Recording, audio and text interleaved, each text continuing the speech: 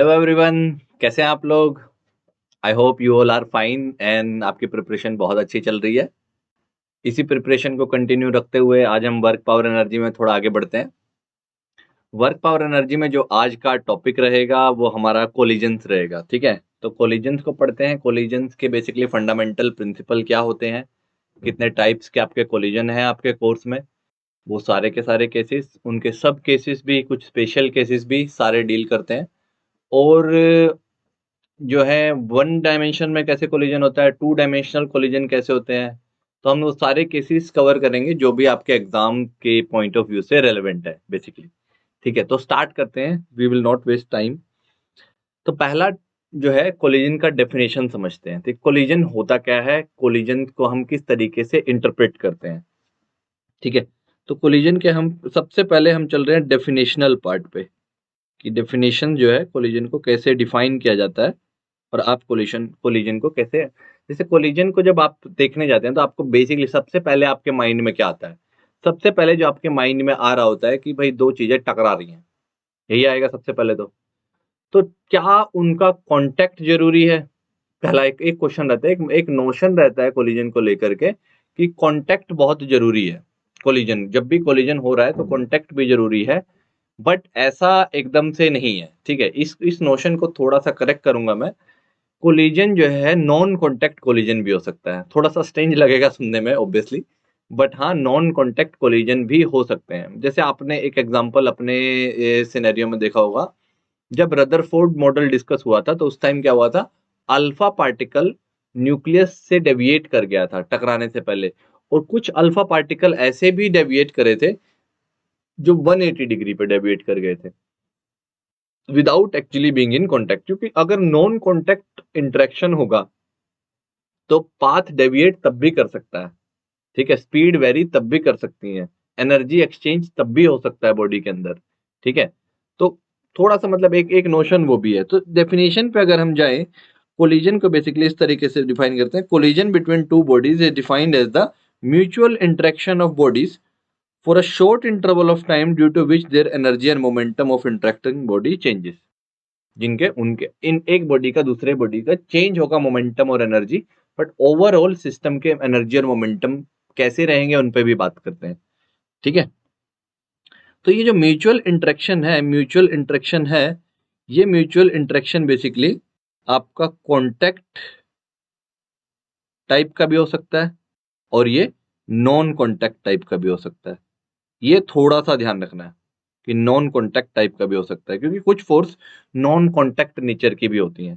ठीक है, तो जैसे एक कोलिजन तो आपने ये देख लिया कि एक पार्टिकल आया और दूसरे पार्टिकल के साथ टकराएगा, जा करके ये जाते जाते जाते जाते इस पे टकराएगा, और फिर जो है ये थोड़ी देर के लिए साथ में रहेंगे जब टकरा रहे होंगे। तो अगर मान लिया इसका कुछ स्पीड ले लो, इसका स्पीड u1 है और ये 0 पर था, तो ये टकराएंगे, और टकराने के बाद मान लिया इसका स्पीड कुछ हो गया v1 और उसका कुछ स्पीड हो गया v2, तो वो ऐसा भी जा सकते हैं। ठीक है, तो ये तो बहुत बेसिक सा केस है। इसमें तो क्या हो गया, ये कॉन्टैक्ट आया डायरेक्टली। और एक हो सकता है वो जिसमें मान लिया ये पॉजिटिव चार्ज हो गया बहुत सारा सेंटर पे, न्यूक्लियस, और यहां से आपने अल्फा पार्टिकल फेंक दिया, एक आपने अल्फा पार्टिकल को प्रोजेक्ट कर दिया, ये भी पॉजिटिव चार्ज है, और इसकी तरफ प्रोजेक्ट करोगे तो ये हो सकता है कि इधर डेविएट कर जाए। ठीक है, तो this is also a type of collision, इसको भी कोलिजन का एक टाइप रखा जाता है। ठीक है, इसमें हो सकता है कि न्यूक्लियस अगर फिक्स नहीं है तो न्यूक्लियस भी कुछ एनर्जी, क्योंकि रिपेल तो होगा ना, न्यूक्लियस भी कुछ एनर्जी गेन कर ले। हमको उतने केसेस डील नहीं किए हमने, ठीक है, जिसमें हमको न्यूक्लियस भी मूव करता हुआ दिखे। तो एक केस बेसिकली इस तरीके से ले करके चलना है हमको यहाँ पर।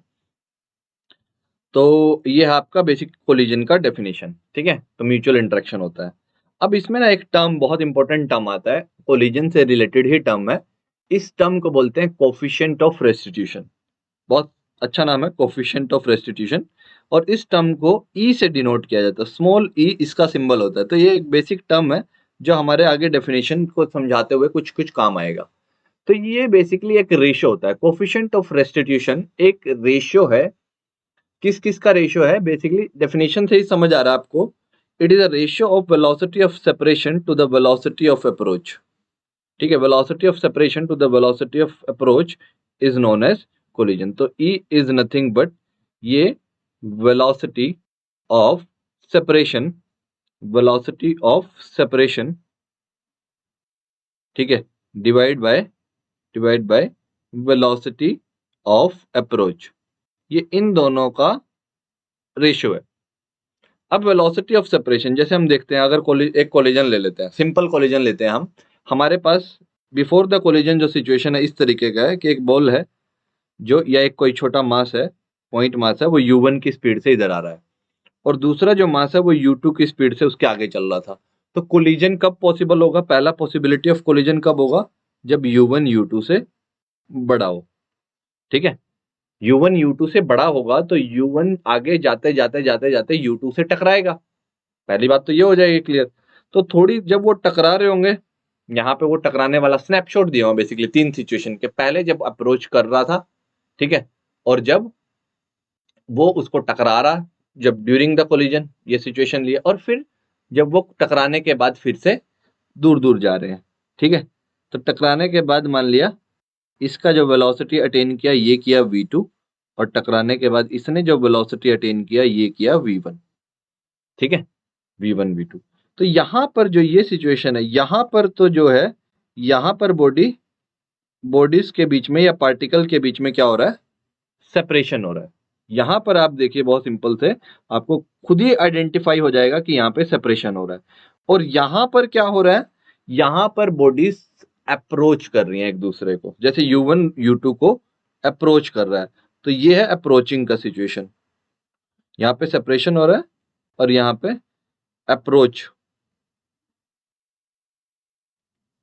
ठीक है, u1 इज अप्रोचिंग u2। तो हमें वेलोसिटी ऑफ अप्रोच देखना है, किस वेलोसिटी से अप्रोच कर रहा होता है। ठीक है, और यहां पर एक, अगर इसको थोड़ा सा करेक्ट करूं मैं, तो यहां पर जो आता है एक वर्ड यहां पर आता है basically relative, relative velocity of approach to the relative velocity of separation. Actual में आता है वेलोसिटी ऑफ सेपरेशन कैसे होगा? अब वेलोसिटी सेपरेशन की वेलोसिटी कैसे देखोगे? रिलेटिव, एक दूसरे के रिलेटिव हम इस टर्म को डिस्कस करते हैं बेसिकली। ठीक है, तो relative velocity of separation by relative velocity of approach. तो रिलेटिव वेलोसिटी ऑफ सेपरेशन क्या होगा? रिलेटिव वेलोसिटी ऑफ सेपरेशन क्या होगा? ये दोनों बॉडी सेपरेट कर रही हैं जब, तो v2 सेम डायरेक्शन में जा रहे हैं, तो रिलेटिव वेलोसिटी कैसे होती है? v2 minus v1। तो आपका जाएगा ये v2 माइनस v1। ठीक है, v2 माइनस v1।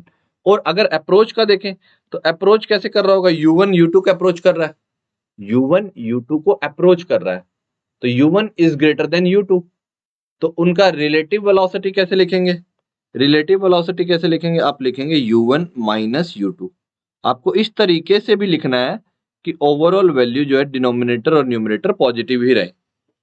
ठीक है, क्योंकि ये जो रेशो है ये नेगेटिव नहीं होता है। ठीक है, ये हमेशा क्या होता है, या अगर आप इस तरीके, अगर आपको लग रहा है कि नेगेटिव भी आ सकते हैं तो आप इसका मोड ले लीजिए। ठीक है, आप इसका ले लीजिए मोड। अगर आपको ध्यान नहीं रखना है कि मैं कैसे ध्यान रखूंगा हर बार के लिए कि u1 को पहले लूं या u2 को पहले लूं, u1 छोटा हुआ तो u2 छोटा हुआ, तो आप इसका मोड लगा दीजिए। ठीक है, तो this value is called your E. ये जो वैल्यू है इसको बोला जाता है आपका ई। ये जो वैल्यू है इसको बोला जा रहा है आपका ई। अब तो क्लियर है, इससे तो कोई परेशानी नहीं है कि v2 माइनस v1 और v2 माइनस v1, अगर v1 की डायरेक्शन उल्टी हो गई, सपोज v1 की डायरेक्शन उल्टी हो गई, अगर v1 इधर आ गया, टकराने के बाद v2 उधर चला गया, v2 उधर चला गया, v2 उधर चला गया और v1 इधर आ गया, तो इसको फिर माइनस v1 पुट करना क्वेश्चन में, क्योंकि हमने फिर क्या करना पड़ेगा? ऐड करना पड़ेगा ना, ऐड करना पड़ेगा ना। तो ऐड करने के लिए अगर हम वहां पे -1 माइनस v पुट कर देते हैं तो ऑटोमेटिकली अपने आप ऐड हो जाएगा। तो अगर कोई भी डायरेक्शनल चेंजेस आए आपकी सिचुएशन में, ये तो मैंने एक एग्जाम्पलरी है, अगर आप बोले सर दो टकराए और वापस मुड़ गए, तब बच्चे क्या करना होगा? फिर उसकी वेलोसिटी को, एक को पॉजिटिव और एक को फिर नेगेटिव मानना और फिर सब ट्रैक करना, या फिर ऐसा सोचना कि भाई रिलेटिव वेलोसिटी, जब दोनों बॉडी दूर जा रही होती हैं तो रिलेटिव वेलोसिटी कैसे लिखते हैं? उन दोनों का एडिशन। या फिर सीधा ही आप खुद ही अपने माइंड से ही ऐड करके लिखेंगे। हमें न्यूमरेटर में रिलेटिव वेलोसिटी लिखनी है और डिनोमिनेटर में भी रिलेटिव वेलोसिटी लिखनी है। तो it is the ratio of यहाँ पे ऐड कर देता हूं मैं, it is the ratio of relative velocity of separation to relative velocity of approach. यहाँ एक वर्ड ऐड कर लीजिए, ठीक है, समझाने का। अब आपको थोड़ा ज्यादा याद रहेगा कि यहाँ पे कुछ छूटा हुआ था और आपने रिलेटिव डाल दिया वहां पे वर्ड। तो अब आप देखेंगे तो अच्छा, थोड़ी सी डेफिनेशन बेटर याद रहेगी, ठीक है। तो ये बहुत करेक्ट डेफिनेशन है ई का, इसको हम यूज करेंगे। अभी बस हमने एक टर्म इंट्रोड्यूस कर दिया कि हाँ कुछ कोफिशिएंट ऑफ रेस्टिट्यूशन होता है, ठीक है। तो कोफिशिएंट और ई के बारे में एक नोट जो है, ई कैसा होता है, हमेशा पॉजिटिव होता है। ई हमेशा क्या रहेगा आपका, हमेशा पॉजिटिव रहेगा। पॉजिटिव में भी रेंज क्या रहेगा वो देखेंगे अभी। पॉजिटिव में भी और जीरो भी हो सकता है, मे बी या तो पॉजिटिव हो या फिर जीरो हो, ठीक है, पॉजिटिव और जीरो ऐसा हो सकता है। नेगेटिव नहीं होगा ये कभी भी, ये कभी भी नेगेटिव नहीं होगा, ये पॉजिटिव या जीरो हो सकता है, आपको दिख रहा होगा। चलिए आगे चलते हैं, इसका थोड़ा सा डिस्कशन आगे बढ़ाते हैं। अब हम चलते हैं टाइप्स ऑफ कोलिजन पे। कितने टाइप के कोलिजन होते हैं जो हम कोलिजन के बेसिकली अगर हम कैटेगराइज करें, क्लासिफाई करें कोलिजन्स को, तो हम ब्रॉड क्लासिफिकेशन तीन, एक होते हैं इलास्टिक कोलिजन, आपने इलास्टिक वर्ड पहले भी सुन रखा होगा कहीं ना कहीं। एक होते हैं इन इलास्टिक कोलिजन, ठीक है। एक होता है परफेक्टली इन इलास्टिक कोलिजन। तो इन तीनों वर्ड को थोड़ा थोड़ा देखते हैं। और परफेक्टली इलास्टिक ऐसा कई बार लिखने को मिल जाता है, बट ऐसा परफेक्टली इलास्टिक करके कुछ नहीं बोलते, इलास्टिक ही होता है। और परफेक्टली इन इलास्टिक एक टाइप है, ठीक है। हाँ, तो हम पहले पहले टाइप को देखते हैं, इनको स्टडी करते हैं। इलास्टिक कोलिजन वो होता है जिसके अंदर एनर्जी लॉस ना हो, ठीक है, एनर्जी लॉसेस उस कोलिजन के अंदर नहीं होंगे। बेसिकली क्या होगा, एक बॉडी आई दूसरी बॉडी से टकराई, ठीक है, और इस ड्यूरेशन में काइनेटिक एनर्जी में कोई चेंज नहीं आया सिस्टम की, ठीक है। मतलब kinetic energy of one body plus kinetic energy of two second body remains same. उन दोनों का सम जो है वो कांस्टेंट रहेगा। तो ये बात किसके लिए हो रही है, पूरे सिस्टम के लिए हो रही है। ये थोड़ा सा नोट करने की बात है कि ये सिस्टम के लिए है, तो सिस्टम पे स्टार मार्क कर दिया मैंने यहाँ पे। तो दिस इज इंपॉर्टेंट कि सिस्टम की काइनेटिक एनर्जी की बात हो रही है। I am not saying about individual particles, individual body की चेंज हो सकती है, बट जैसे x प्लस वाई 10 है, तो x चेंज हो सकता है, y चेंज हो सकता है, बट x प्लस वाई का सम हमेशा 10 रहेगा। इस तरीके से कर सकते हैं। यहां पे क्या होता है, इन इलास्टिक कोलिजन वो होते हैं जहां पे एनर्जी के थोड़े लॉस हो सकते हैं। तो kinetic energy of system is not conserved और यहाँ पे कंजर्व्ड, ठीक है। पहले वाले में कंजर्व था, दूसरे वाले में नॉट कंजर्व। और यहां पर भी इन इलास्टिक है तो है ही है, बट ये परफेक्टली इन इलास्टिक है तो वहां पे भी नॉट कंजर्व्ड आएगा, ठीक है। इसको समझेंगे अभी हम क्वेश्चंस के थ्रू, और एप्लीकेशन में जाएंगे तब थोड़ा और ब्रॉडली समझ आएगा ये आपको। अभी मैं स्टेटमेंट को ब्रॉडली क्लासिफाई करने की कोशिश कर रहा हूँ कि किस कोलिजन, इलास्टिक सुनोगे तो क्या समझोगे कि किस टाइप का कोलिजन है, ठीक है। अब momentum is conserved, momentum is conserved. Momentum भी किसका होगा, ये मोमेंटम भी सिस्टम की मोमेंटम की बात होगी यहाँ पर। ये हम सारा का सारा सिस्टम के मोमेंटम की बात कर रहे हैं। यहाँ पे भी सिस्टम के मोमेंटम की बात कर रहे हैं और यहाँ पर भी सिस्टम के मोमेंटम की बात कर रहे हैं। तो आप ये ध्यान दोगे, conserved in all cases, conserved for all type of collision. तो इसको तो याद रखना मुश्किल ही नहीं है, conserved for all types of collision, कि सारे टाइप के कोलिजन के लिए कंजर्व रहना है। तो बहुत सिंपल हो गया, आपका लाइफ जो है बहुत सिंप्लीफाई कर दिया इसने कि हाँ भाई सब टाइप के कोलिजन के लिए कंजर्व है। अगला देखते हैं कि बॉडीज नेवर स्टिक टुगेदर। इसके अंदर जो बॉडी जो है कभी चिपकती नहीं है। जैसे कोलिजन हुआ, जैसे आप क्या करते हो, क्ले को फेंकते हो, तो क्ले को दीवार पे फेंक के मारा तो क्ले कई बार दीवार पे चिपक जाता है, बट बॉल को जब दीवार पे फेंक के मारोगे तो ये रेयरली कभी होता है कि कोई ऐसा बॉल हो जो दीवार पे चिपक जाए, वो हमेशा बाउंस बैक करता है, ठीक है। तो वो जो है इसमें कभी बॉडी चिपकेंगी नहीं।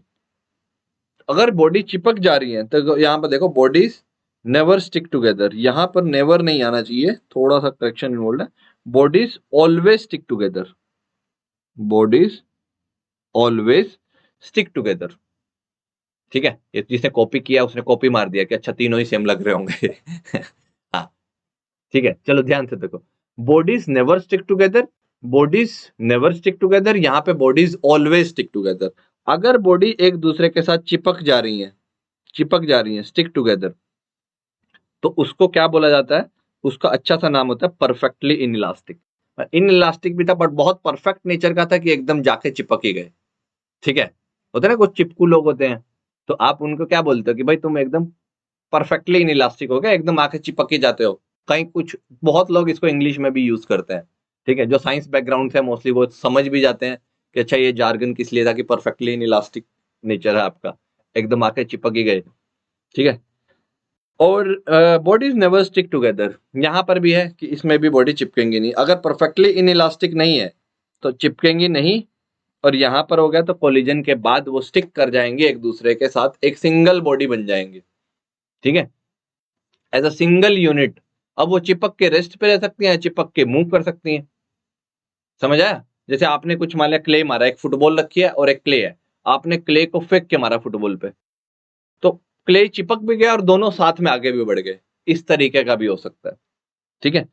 अब जब बॉडी जो है, इनके लिए एक बात अच्छी बात है कि यहां पर क्या होगा, E1 होगा। ये E1 होना बेसिकली इसका इसका मतलब है कि यहां पर जो V2 minus V1 bye U1 minus U2 का जो मोड था वो कितना होगा, कितना होगा, 1 होगा। यानी कि relative velocity of separation is equal to relative velocity of approach. ठीक है। अगर और अच्छे से लिखूं मैं इसको, तो आप इसको ऐसा भी लिख सकते हो, आप इसको ऐसा भी लिख सकते हो कि जो रिलेटिव वेलोसिटी है, जो रिलेटिव वेलोसिटी है किसका, सेपरेशन का, ठीक है, वो किसके इक्वल होगा, वो होगा रिलेटिव वेलोसिटी ऑफ अप्रोच। ठीक है, जो अप्रोच का होगा वो दोनों इक्वल होंगे। यहां पर क्या होगा, ये जो है 0 से 1 के बीच में लाई करेगा, और यहां पर क्योंकि वो सेपरेट हुए ही नहीं, जब बॉडी सेपरेट होंगी नहीं तो एज अ सिंगल यूनिट दोनों की वेलोसिटी सेम होंगी, और दो पार्टिकल की वेलोसिटी अगर सेम हो तो क्या बोला जाता है? आप हमेशा उसको बोलते हो कि v1 माइनस वी कितना हो जाएगा, दोनों सेम ही है, v1 माइनस वी 0। तो आपका न्यूमरेटर क्या आ जाएगा, ये relative velocity of separation by relative velocity of approach, numerator आ जाएगा 0, तो आंसर भी कितना आ जाएगा, 0। तो ये भी थोड़ा ध्यान रखना है कि हाँ भाई ये भी बहुत इंपॉर्टेंट है, ये भी इंपॉर्टेंट है, इसका रेंज और इसका रेंज भी इंपॉर्टेंट है। तो जहां जहां पर स्टार मार्क्ड है, दीज थिंग्स आर इंपॉर्टेंट। एक सिस्टम के लिए सारी बात हो रही है, सब जगह सिस्टम के लिए बात हो रही है। E1 है किसके लिए? इलास्टिक कोलिजन के लिए, इन इलास्टिक कोलिजन के लिए और परफेक्टली इन इलास्टिक कोलिजन के लिए। यहां तो समझ ही आ जाता आपको, यहां तो समझ ही आ जाता है कि ई क्यों 1 हुआ, क्योंकि बॉडी सेपरेट ही नहीं हुई। जब सेपरेट ही नहीं होंगी तो रिलेटिव वेलोसिटी ऑफ सेपरेशन आएगा भी नहीं। पहली बात तो सिंपल सी बात तो इतनी क्लियर हो जाती है ना कि रिलेटिव वेलोसिटी ऑफ सेपरेशन उसमें आना भी नहीं है। चलो, अब हम थोड़ा सा इसमें आगे बढ़े कि हाँ भाई चलो सर, ये मान लिया, ये भी मान लिया, ये भी मान लिया, ये कैसे आता है? ये आगे डेरिवेशन आता है इसका, कि आप इक्वेशंस को यूज करके जो भी कोलिजन के केसेस होते हैं आप देखेंगे कि हाँ भाई उनसे इसको डिराइव किया जा सकता है, आसान होता है बेसिकली। ये भी देखेंगे कि ये कैसे आता है, काइनेटिक एनर्जी का लॉस होता है उसकी वजह से, यहाँ पे लिख दें ना नॉट कंजर्व्ड। तो अगर काइनेटिक एनर्जी कंजर्व नहीं रहेगी तो कुछ पार्ट जो है लॉस होगा एनर्जी का। तो V1 माइनस वी का जो रेशियो है वो U1 माइनस U2 के बराबर नहीं आ पाएगा। कुछ चीजें होती हैं सिस्टम में, डिराइव हो जाते हैं ये कंडीशन। ठीक है, अभी के लिए आपको बेसिकली ये याद रखनी है कि हाँ भाई सर ये मुझे पहला चीज है इलास्टिक चुनूंगा तो ये 3 चीजें, और ये चुनूंगा तो ये 3 चीजें। ठीक है, इनके एग्जाम्पल सर कुछ ऐसा एग्जाम्पल जो होते हैं, जैसे एग्जाम्पल क्या होता है, एग्जाम्पल इसका तो आपने समझ ही लिया होगा। ठीक है, clay, clay sticks to football. ठीक है, ऐसा ले लेते हैं, आपने क्ले को फेंक के मारा और वो स्टिक कर गया किसके साथ, फुटबॉल के साथ। दूसरा इसका एक कोई एग्जाम्पल ले लेते हैं आप, इन इलास्टिक कोलिजन का।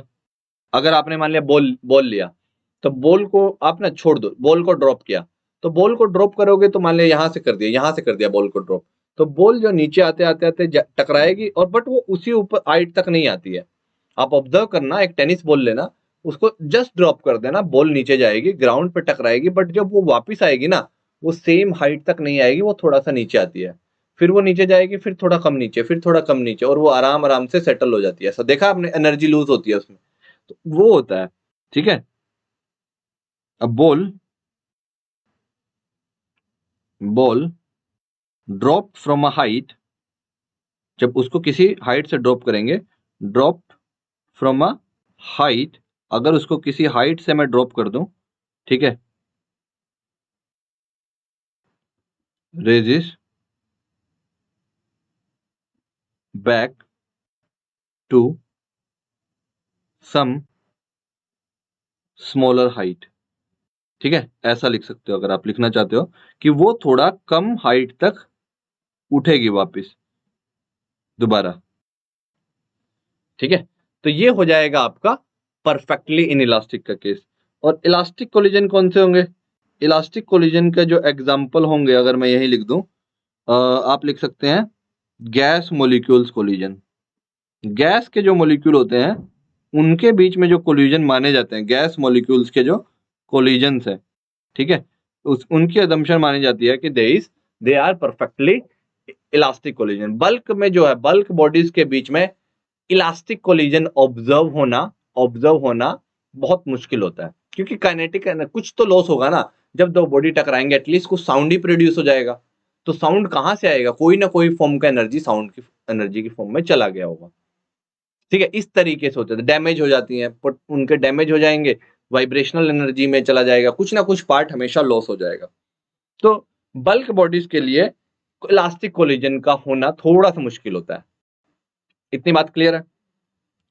अगर आपको कोलिजन के टाइप और थोड़ा सा अगर अंडरस्टैंडिंग डेवलप हुआ है, तो हम इनके फिर आगे हम केस देखते हैं कि कैसा होता है। तो हमारे पास कोलिजन जो है, वन डायमेंशन कोलिजन का हम स्टडी करना शुरू करते हैं, जिस हिसाब से हमारे एग्जाम में क्वेश्चन पूछे जाते हैं, उसी पैटर्न को देखते हैं। पहले हम यहां पर जो है हमारे पास head on elastic collision in one dimension. Head on होता है बेसिकली, हेड ऑन मतलब एक हेड टू हेड जो हो रहा है ना, हेड ऑन, एक आमने सामने से बेसिकली।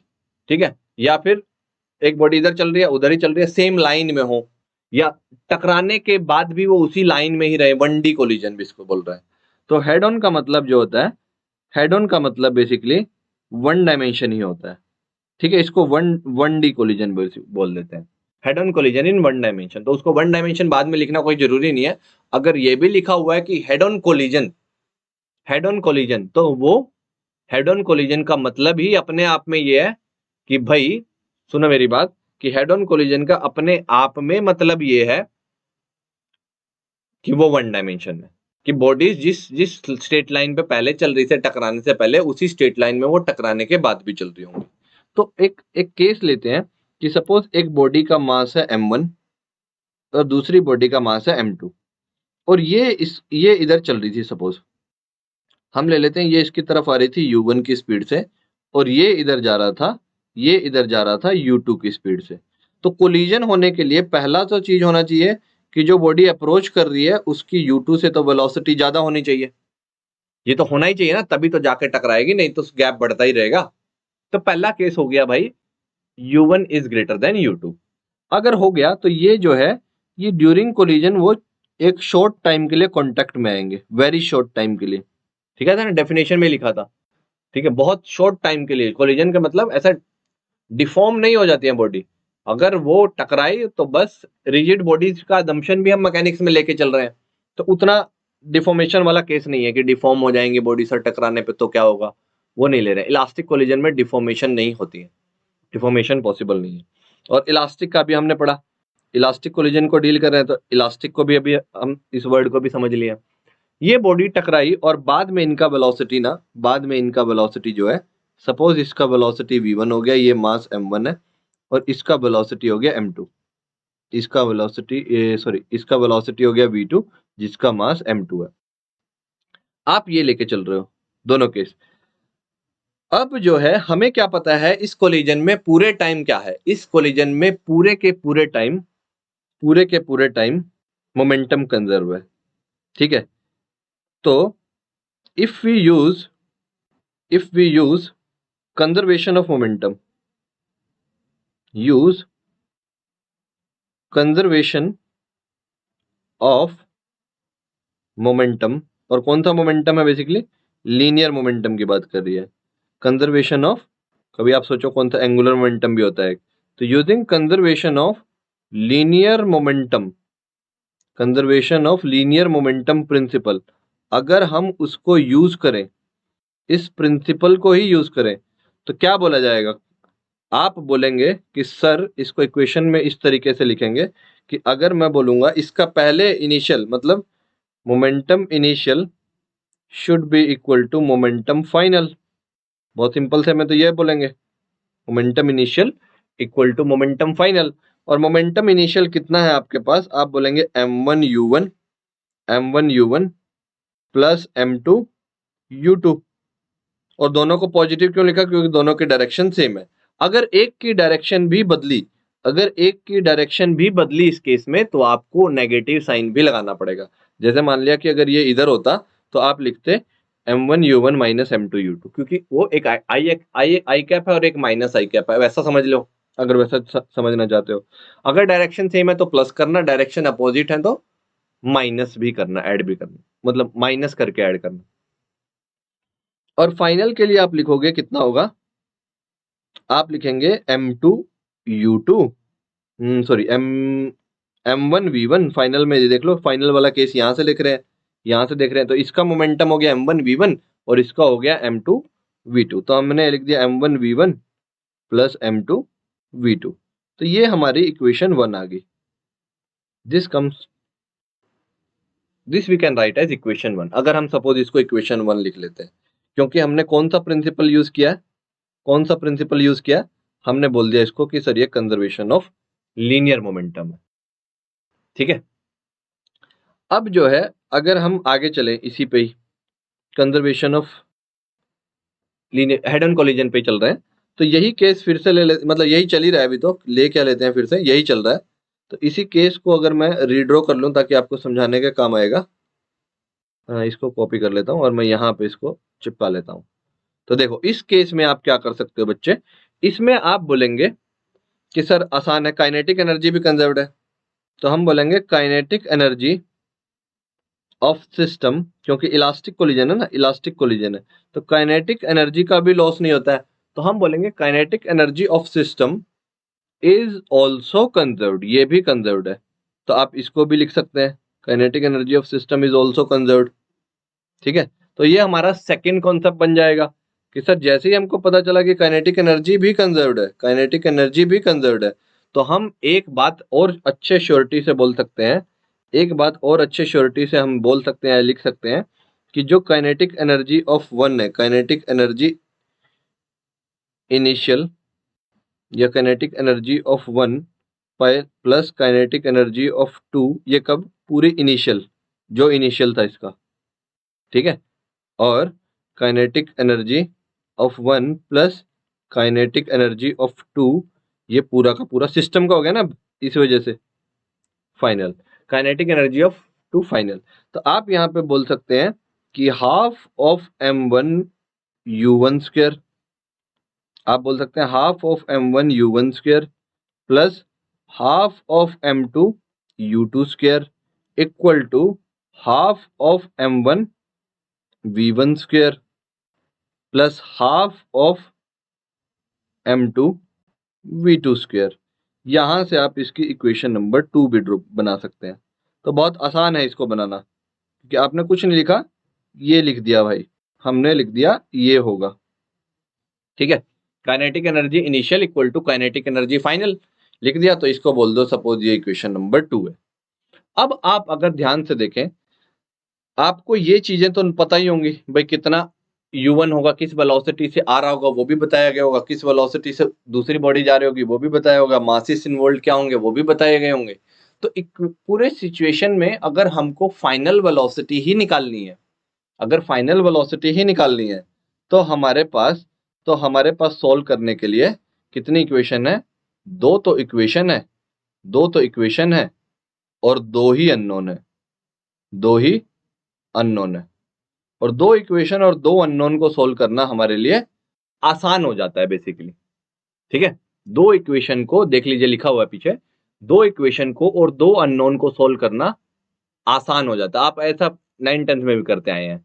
ठीक है, अब ये अगर देखो वैल्यू लिखी होती तो बहुत आसान हो जाता। अगर मान लिया masses U1 U2 V1 U1 पता होता, U2 पता होता, मासिस पते होते, तो आपकी बहुत सिंपल सी इक्वेशन बनती। जैसे ये वैल्यू होती, ये वैल्यू होती, ऐड करके कुछ होता, ये वाली भी वैल्यू होती, तो बहुत सिंपल हो जाता करना।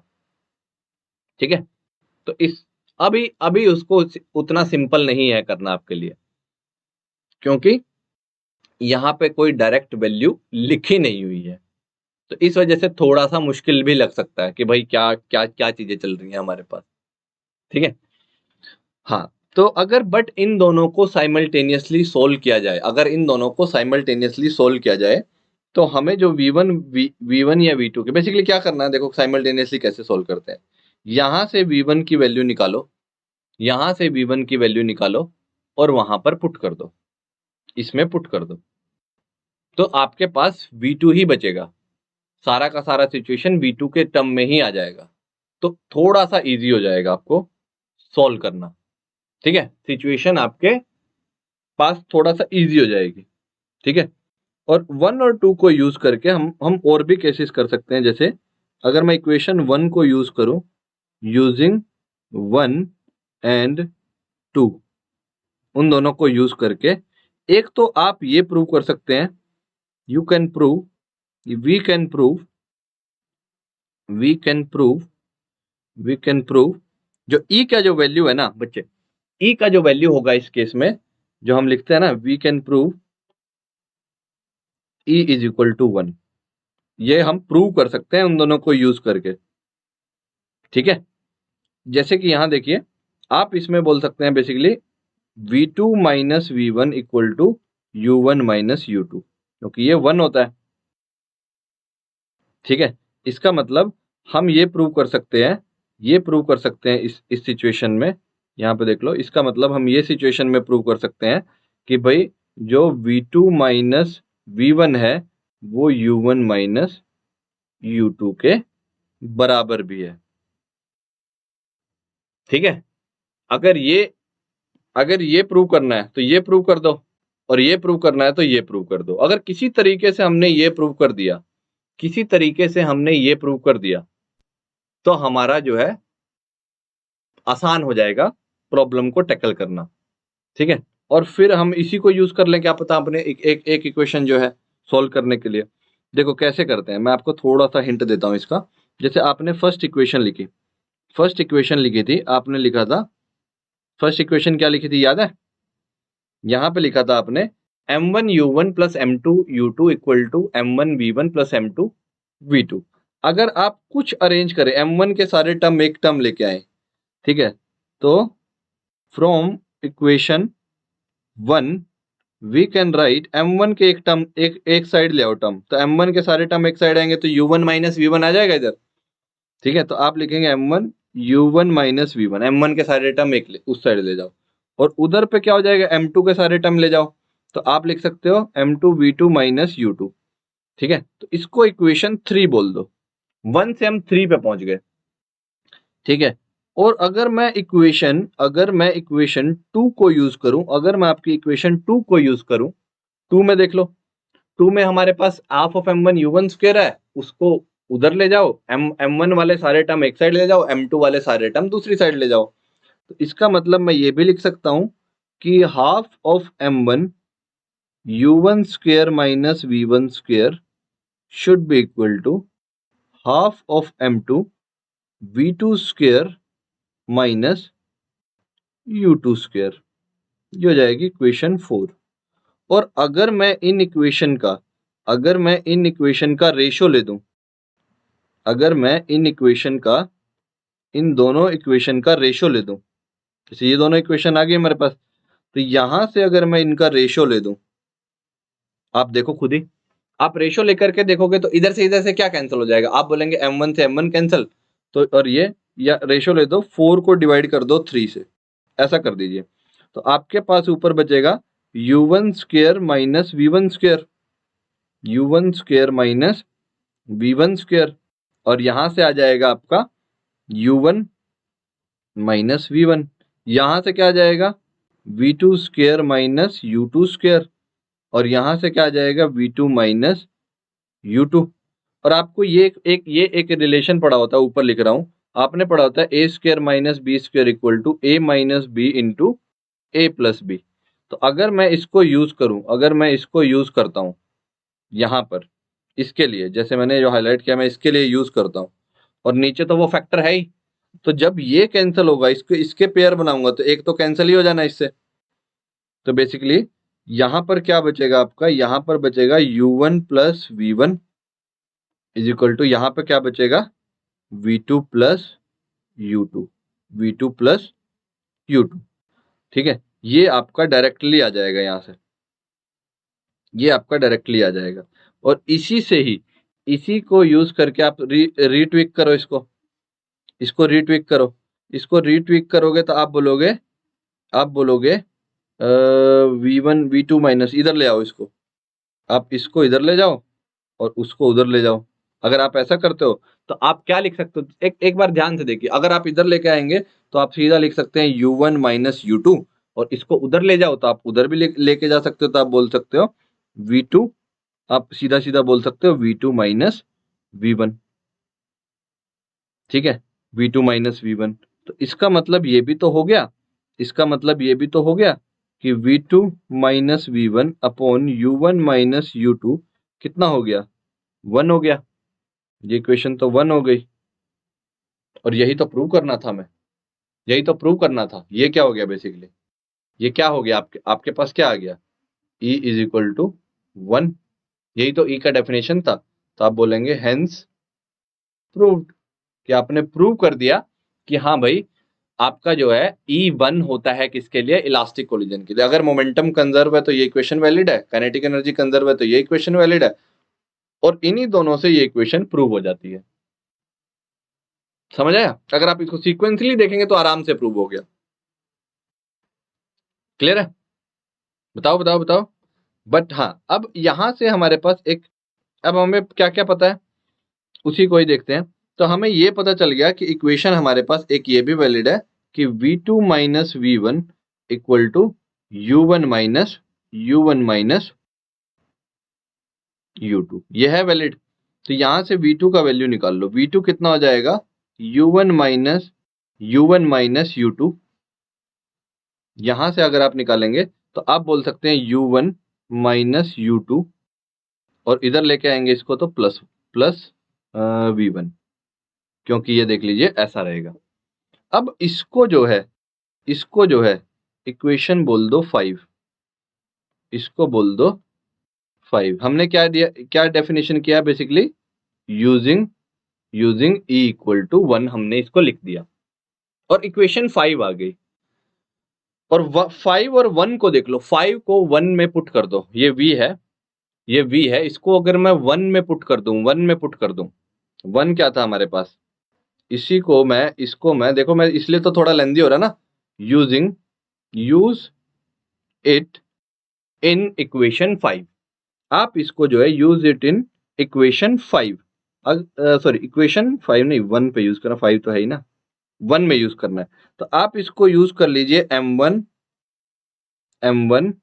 u1 5 था, और फिर कर दिया m2 u2 is equal to क्या आया था आपके पास, m2 u2, और इस साइड क्या था आपके पास, m1 v1 प्लस m2, इसकी जगह v2 पुट करना है ना, v2 को आप पुट कर दीजिए क्या, u1 माइनस u2 प्लस में v1। तो अब देख लो इस इक्वेशन में क्या अननोन है, इस इक्वेशन में बस v1 अननोन है। ठीक है, यहां से v1 अननोन है, यहां से आप फाइंड कर सकते हैं, फाइंड योर v1। ठीक है, यहां से आप बॉडी 1 का वेलोसिटी फाइंड कर सकते हैं। इसी तरीके से यहां से, इसमें से अगर v1 का वैल्यू पुट कर दो, v1 का वैल्यू निकालो और यहां पुट कर दो, तो आपका v2 भी आ जाएगा। एलिमिनेशन है बेसिकली, आप बहुत बार ये कर चुके हैं। ठीक है, कुछ नया नहीं बता रहा हूं मैं, सिर्फ सिंपल एलिमिनेशन राउंड है। ठीक है, आप एक से सब्स्टिट्यूट करिए और आंसर आ जाएगा। तो अगर आप देखेंगे इनको सॉल्व करके तो आपका आंसर ये कुछ आएगा। ठीक है, तो बहुत सिंपल सा है कि U1 और U2 के कुछ कोफिशिएंट है, U1 और U2 के कुछ कोफिशिएंट है, उनको याद, इस इक्वेशन को याद रख लेंगे तो सिंपल लाइफ थोड़ा सॉर्ट आउट हो जाएगी। बट याद नहीं भी रखेंगे तो ऐसा कुछ नहीं है कि आप कुछ मिस कर देंगे, क्योंकि हम बेस फिर आपको इक्वेशन बना के करना पड़ेगा। आप कंजर्वेशन ऑफ एनर्जी का इक्वेशन बनाइए, कंजर्वेशन ऑफ मोमेंटम का इक्वेशन बनाइए, और हमेशा m1 v1 u1 के टर्म में तो होंगे नहीं, वहां तो वैल्यू होंगी, तो दो इक्वेशन होंगी, दो अननोन होंगे, सिंप्लीफाई हो जाएगा। तो इतना लेंदी जो प्रोसीजर अभी लग रहा है आपको, वो उतना लेंदी है नहीं। क्वेश्चन में आपके पास दो इक्वेशन है, क्या है, momentum conservation, energy conservation, kinetic energy को इक्वल करिए, मोमेंटम को अगर इलास्टिक कोलिजन दिया हुआ है तो खत्म बात।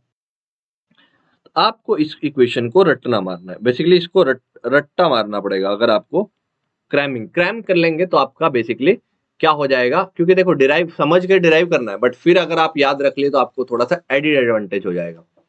तो यहाँ पे क्या है बेसिकली देखो, m1 v1 m1 m2 m1 minus m2 m1 plus m2, तो नीचे तो सम ही करना है, u1 के साथ सब्ट्रैक्शन है और u2 के साथ ट्वाइस ऑफ m2 है। ये बेसिकली इसी इक्वेशन को देखो लो, आप v1 के टर्म को एक साइड निकाल लो, आप यहीं पे पहुंच जाओगे। फिर उसको उससे v2 निकाल लो, क्योंकि हमें यहाँ देख लो v2 भी पता है v1 के टर्म में, तो जैसे ही v1 आएगा उसको यहाँ पे पुट करो तो v2 भी आ गया, तो v2 आ गया तो v2 का भी वैल्यू आ जाएगा आपके पास। तो ये इक्वेशन आपको सीधे सीधे याद रखनी है। ठीक है, दोनों वैल्यू पता होने चाहिए। अब इसी पे अगर अगर आप एक स्पेशल केस डिजाइन करें, अगर इसी पे मैं एक स्पेशल केस डिजाइन करूं हेड ऑन कोलिजन के लिए ही, हेड ऑन कोलिजन के लिए एक स्पेशल केस डिजाइन करूं, अगर मैं बोल दूं if m1 equal to m2, ठीक है, दैट इज अगर मासिस इक्वल हो, that is if masses are equal, if masses are equal, अगर masses equal हुए तो देखो यहाँ पे तो ये तो टर्म हो जाएगा जीरो और यहाँ पे ये टर्म हो जाएगा जीरो। ठीक है, अगर masses इक्वल हुए तो पुट कर दो यहाँ पे, इस इक्वेशन में पुट करो, ये टर्म तो गायब, ये टर्म भी गायब, यहाँ पे masses को पुट करोगे, इक्वल पुट करोगे तो कितना आएगा, v1 इक्वल टू u2 आ जाएगा, क्योंकि ये देखो ना, ये भी 2m ये भी 2m कैंसल, तो आपका बेसिकली क्या आ जाएगा, वेलोसिटी ऑफ जो ये u2 के इक्वल आ जाएगा, और v2 को भी देखोगे वो u1 के इक्वल आ जाएगा। सिमिलर मैनर में अगर आप उसके अंदर भी मासिस को इक्वल पुट करते हो तो आपका जो v2 है, आपका जो v2 का आंसर है, आपका जो v2 का आंसर है वो u1 के इक्वल आ जाएगा। इसका मतलब अगर मासिस इक्वल हुए तो यहां से आपको सीधा दिख रहा है उनकी वेलोसिटी क्या हो जाएंगी, वेलोसिटीज विल गेट इंटरचेंज, उनकी वेलोसिटी इंटरचेंज हो जाएंगी। ये बहुत इंपॉर्टेंट कॉन्सेप्ट है। ठीक है, ये बहुत इंपॉर्टेंट कॉन्सेप्ट है कि उनकी वेलोसिटी सीधे सीधे इंटरचेंज हो जाएंगी। देखो v1 ने किसकी वेलोसिटी ले ली, जो u2 था, मतलब सेकंड पार्टिकल का, और u1 किसका वेलोसिटी था, फर्स्ट पार्टिकल का, वो किसका वेलोसिटी बन गया, सेकंड पार्टिकल का, तो वेलोसिटी इंटरचेंज हो गई। तो बहुत सिंपल सा केस बन जाएगा आपके लिए। ठीक है, अगर अगर देखो, अगर सिंपल सेकंड केस देखते हैं, अगर ये तो सिंपल है, आपने वेलोसिटी याद रखनी है, अगर स्पेशल केस देखना, वेलोसिटी इंटरचेंज हो जानी है। ठीक है, अगर head on inelastic collision हुआ, head on inelastic collision, अब देख लो inelastic collision, inelastic collision की पहली बात क्या होगी, काइनेटिक एनर्जी क्या रहेगा यहाँ पर, नॉट कंजर्व्ड। ठीक है, और मोमेंटम क्या रहेगा यहाँ पर, मोमेंटम क्या रहेगा यहाँ पर, कंजर्व्ड, क्योंकि वो तो सारे ही सिस्टम में कंजर्व रहता है। तो सबसे पहले तो ये दो चीजें जो आपको ध्यान रखनी है। अब अगर मोमेंटम भी कंजर्व है, काइनेटिक एनर्जी, तो मोमेंटम का इक्वेशन ये m1 है, ये m2 है, ये m1 है, ये m2 है, ये m1 है, ये m2 है। सपोज आपका वही ले लेते हैं, u1 से आ रहा है, ये u2 से जा रहा है, टकराए, और इसकी वेलोसिटी हो गई v1 और इसकी वेलोसिटी हो गई v2। तो फर्स्ट इक्वेशन तो आपकी वही बनेगी, इक्वेशन 1 क्या बनेगी, m1 u1 plus m2 u2, क्योंकि काइनेटिक एनर्जी तो कंजर्व है, आप बोलेंगे m1 v1 plus m2 v2, आपका काइनेटिक एनर्जी कंजर्व है, तो सिंपल से ये तो खत्म हो गया यहीं पे। तो एक इक्वेशन तो बच्चे ये बन गया। बट काइनेटिक एनर्जी कंजर्व नहीं है, तो सर कैसे करेंगे, तो सेकंड इक्वेशन क्या बनेगी। ठीक है, तो सेकंड इक्वेशन बनाने के लिए भाई आपको क्वेश्चन में कुछ एडिशनल इंफॉर्मेशन गिवन होगी, ठीक है। काइनेटिक एनर्जी तो कंजर्वेशन है नहीं, तो यहां तो लग गया आपका मोमेंटम कंजर्वेशन, तो ये तो आ गया कंजर्वेशन ऑफ लीनियर मोमेंटम, देखो शॉर्ट फॉर्म में लिख रहा हूं, कंजर्वेशन ऑफ लीनियर मोमेंटम, ये तो लग जाएगा। बट कंजर्वेशन ऑफ एनर्जी नहीं लगेगा, काइनेटिक एनर्जी नहीं लगेगा। क्यों? काइनेटिक एनर्जी कंजर्व नहीं है। तो कुछ इसके लिए क्या होना चाहिए, इसके लिए क्या होना चाहिए, कुछ एडिशनल इंफॉर्मेशन क्वेश्चन में गिवन होनी चाहिए। Additional information must be given in the problem, ठीक है, must be given in the problem। तो आपके प्रॉब्लम में कुछ एडिशनल इंफॉर्मेशन गिवन होनी चाहिए। जैसे जैसे क्या गिवन होना चाहिए, जैसे मान लिया काइनेटिक एनर्जी फाइनल कितना है, ठीक है, या फिर ई का वैल्यू कितना है। ई क्योंकि 0 से 1 के बीच में लाई करता है ना इसका, इसके लिए इलास्टिक कोलिजन के लिए ई किसके बीच में लाई करता है, 0 से 1 के बीच में। तो या तो आपको ई का वैल्यू गिवन हो, ई क्या हो, गिवन हो, तो आपका काम चल सकता है, क्योंकि इक्वेशन तो बन जाएगी एक इक्वेशन, क्योंकि हमारे पास एक ही इक्वेशन है V1 और V2 के बीच में, हमें दूसरी इक्वेशन चाहिए, दो इक्वेशन दो अननोन। या तो ई का डेफिनेशन गिवन हो तो हमारा काम चल सकता है, या फिर कोई काइनेटिक एनर्जी का रिलेशन गिवन हो कि आपका जो काइनेटिक एनर्जी फाइनल है it is some x% of kinetic energy initial, कुछ ऐसा गिवन हो, ठीक है। कम से कम कुछ ऐसा गिवन रहना चाहिए। मैं इसको थोड़ा सा इधर कर देता हूं आपके लिए, कुछ इस तरीके का तो भाई गिवन होना ही चाहिए। अगर ये नहीं गिवन होगा तो थोड़ा मुश्किल हो जाएगा। इस तरीके के सैंपल कुछ गिवन होने चाहिए कि कुछ फाइनल एनर्जी जो है इनिशियल का कुछ परसेंट, मान 80% है, 20% लॉस हो गया तभी तो आएगा, कुछ लॉस होगा तभी तो कम हो जाएगी। तो एक कुछ इस तरीके का इंफॉर्मेशन एग्जाम्पल के तौर पे मैंने दे दिया कि ऐसा कुछ गिवन होगा तो क्वेश्चन सोल्व हो सकता है आपका इन इलास्टिक कोलिजन का। एक इलास्टिक था उसका तो सीधा सीधा हो जाएगा, सारे केसेस है, फाइनल वेलोसिटी की वैल्यू भी दे दी, स्पेशल केस भी डिस्कस कर लिया, यहाँ पे ऐसा हो सकता है। डन। जैसे ये एक क्वेश्चन देखिए, a body of mass 4m moving with speed u collides with another body of mass m। तो आपको दिया हुआ है m1 दिया हुआ है, m2 दिया हुआ है, देखो m1 आपको दिया हुआ है 4m, m2 आपको दिया हुआ है 2m, u1 भी आपको दिया हुआ है कितना u, u2 कितना दिया हुआ है आपको 0, ठीक है। u2 तो मूव ही नहीं कर रही है, तो पहली कुछ इंफॉर्मेशन तो आपको नीट में आया है, देखो ये पेपर में आ चुका है। अब with another body of 2m the collision is head on and elastic in nature, खुद ही बोल दिया the collision is head on and elastic in nature and after the collision the fraction of energy lost by the body A is, the loss by the body A is, system का नहीं पूछा है, क्या पूछा है देख लो पहले, kinetic energy loss by the system नहीं पूछा है, kinetic energy loss by the body 1, मतलब वो बॉडी 1 की इनिशियल और बॉडी 1 की फाइनल, उसी के बारे में बात कर रहा है। बॉडी 1 प्लस बॉडी 2 का तो सम जो है इलास्टिक कोलिजन के केस में क्या रहेगा, कांस्टेंट रहेगा। तो kinetic energy of body 1, kinetic energy of 1, ठीक है, ये कब कब देख रहे हैं हम, ये कब देख रहे हैं, सिर्फ इनिशियल। तो आपका सिंपल सा भाई हो जाएगा, मेरे लिए ये आसान हो जाएगा इसको कैलकुलेट करना। हम यहाँ पर बोल देंगे क्या बोल देंगे इसको, हाफ ऑफ मास कितना है 4m इंटू इनिशियल वेलोसिटी कितनी है u², तो आपका जो आ जाएगा वैल्यू ये 2m इंटू u², ये आ जाएगा आपका काइनेटिक एनर्जी इनिशियल, ये आ जाएगी इक्वेशन 1, ठीक है। तो ये तो आपका यहीं पे रख दीजिए, ये तो निकाल ही लिया। काइनेटिक एनर्जी फाइनल भी निकालनी है, तो फाइनल के लिए तो पहले फाइनल वेलोसिटी पता होना चाहिए ना, वेलोसिटी। और वेलोसिटी कैसे पता होगा सर, वेलोसिटी का फॉर्मूला हमें पता है फाइनल वेलोसिटी का, अभी देखा था, m1 minus m2 divide by दोनों का सम इनटू में u1, अभी देखा था, अगर याद रहेगा तो इजी है। फिर देखेंगे 2m2 divide by m1 plus m2 into में u2। अब u2 तो जीरो ही दिया हुआ है, u2 तो जीरो ही दिया हुआ है, तो ये वाली वैल्यू तो चली गई, ये वाली वैल्यू तो हमारे कुछ काम ही नहीं आई क्योंकि u2 तो जीरो है, सारा काम इसका रह गया बस। तो आप वैल्यू पुट कर दो तो आपका आंसर भी आ जाएगा। तो आपने पुट किया 4m minus 2m divide by में 4m plus 2m 6m into में u1 कितना दिया हुआ था, u1 भी आपको दिया हुआ था u, तो कितनी वैल्यू आ गई है सर? आसान हो गया हमारा काम। हमको जो वैल्यू मिलेगी ये कितनी आएगी, 1/3, तो आपकी वैल्यू आ जाएगी u/3। ठीक है, ये वाली वैल्यू आसान हो जाएगी आपके लिए निकालना, because it will be u/3। ठीक है, अब इससे क्या हो जाएगा सर? इससे हम काइनेटिक एनर्जी निकाल लेंगे फाइनल की। तो काइनेटिक एनर्जी फाइनल लिखेंगे। अगर मैं काइनेटिक एनर्जी फाइनल की बात करूं, काइनेटिक एनर्जी फाइनल कौन सी बॉडी का, कौन सी बॉडी का? सिर्फ वन का।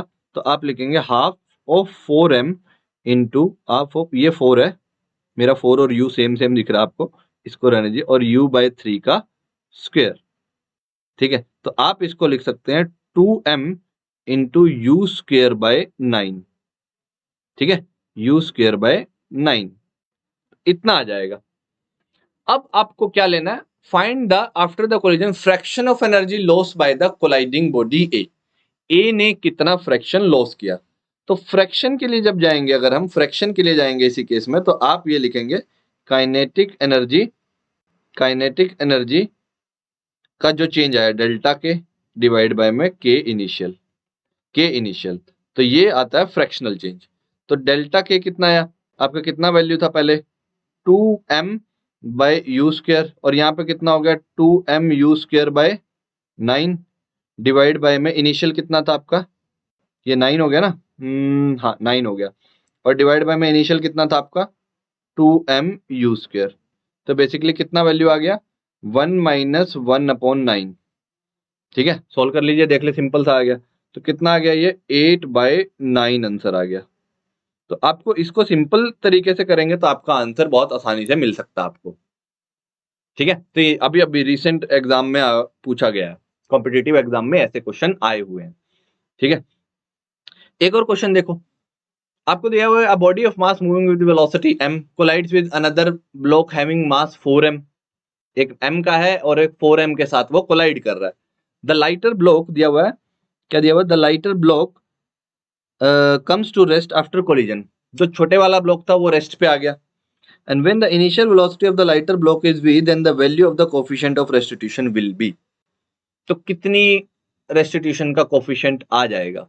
तो कोफिशिएंट ऑफ रेस्टिट्यूशन के लिए देखो, पहले तो आपको पहले एक ब्लॉक ले लो m मास का, बना लो। बिफोर कोलिजन तो क्या सिचुएशन है? बिफोर कोलिजन ये सिचुएशन है, m मास का है और दूसरा हैवियर मास है, हैवियर मास है, और ये रेस्ट पे था, ये रेस्ट पे था, तो इसका तो u2 कितना था 0, और ये कुछ वेलोसिटी से, कुछ सपोज u से चल रहा था, ये u से चल रहा था। ठीक है, तो आपका u1 था, ये आपका वैल्यू था, ये वैल्यू था आपका u1। ठीक है, यानी कि इसका कुछ वेलोसिटी मान लो, इसका मान लो वेलोसिटी u1 है, u1 को u मान लिया। बिफोर आफ्टर कोलिजन क्या हो गया, आफ्टर कोलिजन क्या हो गया, जो छोटे वाला ब्लॉक था वो तो लिख दिया कि the lighter block comes to rest after collision, ये आ गया रेस्ट पे भाई, इसका तो वेलोसिटी हो गया v1 हो गया हमारा 0, और बड़े वाला ब्लॉक कुछ मूव करना शुरू कर दिया, बड़े वाले ब्लॉक ने कुछ मूव करना शुरू कर दिया, तो वो कुछ चल रहा है अभी भी, वो कुछ चल रहा है, तो सपोज उसका वेलोसिटी v2 है 4m। तो हमको पहले तो हमको निकालना क्या है, पहले तो वो लिख लो, हमको निकालना है v2 माइनस v1 अपॉन में u1 माइनस में u2। क्या क्या वैल्यू हमको पता है उनकी वैल्यू तो पुट कर दो। तो हमको v2 minus 0 upon u1 minus 0, ये दोनों वैल्यू तो 0 है, तो हमको निकालना है v2 बाय में u1, ये निकालना है। कैसे निकालेंगे सर, ये वैल्यू कैसे आएगी, ये वैल्यू कैसे आएगी? आप मोमेंटम के कंजर्वेशन की इक्वेशन लिखाओ। तो आप पहले इसका मोमेंटम लिखो और इसका लिखो, तो आप लिखेंगे, m into u1 plus 4m into 0, ये तो कुछ आया नहीं। उधर से लिखेंगे तो लिखेंगे m इंटू 0, इसका तो वेलोसिटी 0 हो गया, और उसका वेलोसिटी आ गया 4m इंटू v2। तो आपको सीधा सीधा नहीं मिल गया, ये तो 0, ये तो गया, ये भी गया, 0 0, क्या बचा आपके पास?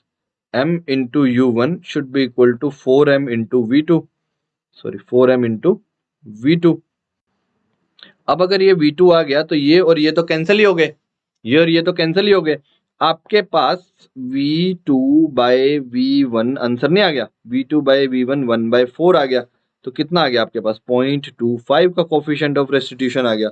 इतने सिंपल सिंपल क्वेश्चन अगर आ रहे हैं, ना तो ये लेंदी है, ठीक है, और ना ही ये बहुत डिमांडिंग है, ठीक है, ना ये लेंदी है और ना ही बहुत ज्यादा डिमांडिंग है आपसे, तो बहुत सिंपल सिंपल से आपको क्या करना है, ये क्या लगा दिया मैंने, कंजर्वेशन ऑफ लीनियर मोमेंटम, इसको COLM लिख रहा हूं मैं, कंजर्वेशन ऑफ लीनियर मोमेंटम लगाने के लिए, क्योंकि मोमेंटम तो हर कोलिजन में कंजर्व रहती है। कुछ नहीं लिखा था कोलिजन के बारे में, और कोफिशिएंट ऑफ रेस्टिट्यूशन के चारों ऑप्शन 0 से 1 के बीच में थे, तो आपको ये भी आइडिया लग जाना चाहिए था कि सर ये जो कोलिजन होने वाला ना, ये हमारा कोलिजन इनइलास्टिक नेचर का होने वाला है, ठीक है। अब अगला देखते हैं, लास्ट है इसके अंदर केस, अगर इनइलास्टिक, परफेक्टली इनइलास्टिक हो तो, अगर परफेक्टली इनइलास्टिक टाइप का कोलिजन हुआ तो ऐसा मान लीजिए कि एक बॉडी जो है, ऐसा ले लीजिए यही कि एक बॉडी U1 से आ रही है और एक बॉडी का वेलोसिटी U2 है, और बाद में उनको कंबाइन होगी, क्योंकि ये इनइलास्टिक कोलिजन में क्या होता है, द बॉडी स्टिक्स, ठीक है, तो बॉडी स्टिक कर जा रही है।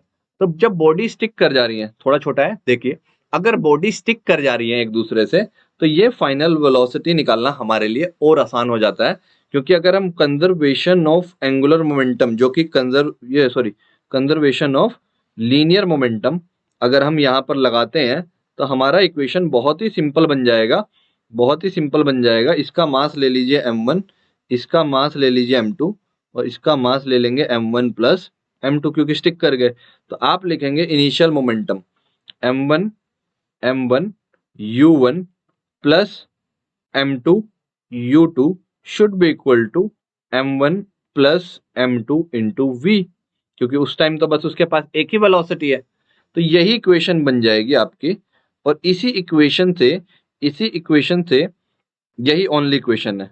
और E का वैल्यू तो कितना होता है, E का वैल्यू तो 0 होता है, ठीक है, ये तो हमें पता ही है परफेक्टली इनइलास्टिक के लिए। तो इसी इक्वेशन से हमारा आंसर आ जाएगा, इसी इक्वेशन से वेलोसिटी का आंसर आ जाएगा कि m1 u1 plus m2 u2 divide by m1 plus m2। तो आसान ना हो गया ये तो बहुत आसान हो गया कि आपको वेलोसिटी का आंसर सीधा सीधा मिल गया यहीं से।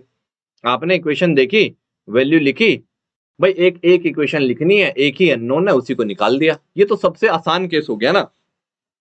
तो इस पे भी इसी तरीके के क्वेश्चन सिंपल आ सकते हैं उस पे भी। तो ये आपका एक होमवर्क क्वेश्चन है, ठीक है, जिसको मैं दे के जा रहा हूं। ये भी कॉम्पिटिटिव एग्जाम में इसी तरीके के क्वेश्चन पूछे जाते हैं। तो आपको क्या पूछा हुआ, final velocity of the combination, mass m moving with horizontal velocity v collides with another sticks to it. तो स्टिक्स टू इट आपको दिखा दिया मैंने। अब आपको थोड़ा सा ये भी ध्यान रखना है कि moving vertically with along y axis. आप इसको थोड़ा सा सोच के देखना, अगर ये नहीं हो पाया, क्योंकि देखो मैंने क्वेश्चन आपको पढ़ाया 1D, बट मैंने क्वेश्चन थोड़ा सा एडवांस कर दिया आपके लिए कि आप जो है क्वेश्चन जो है y एक्सिस में सोच के आइए कि moving along upper direction, y axis में अगर वो मूव कर रहा है 2v वेलोसिटी से, और अगर ये स्टिक कर गए तो एंगुलर मोमेंटम तो कंजर्व रहेगा ना भाई। तो आप एंगुलर मोमेंटम कंजर्वेशन का कॉन्सेप्ट x डायरेक्शन में और y डायरेक्शन में दोनों में लगाइए, ठीक है। और अगर नहीं कुछ रहता है तो we will discuss it further, क्योंकि अभी हमें 2D कोलिजन तो पढ़ना ही है। तो मैं बस जस्ट आपको एक होमवर्क क्वेश्चन के साथ छोड़ के जा रहा हूं, तो आप यहीं से कंटिन्यू करेंगे नेक्स्ट क्लास में हम। चलिए bye bye, take care, have fun, bye bye.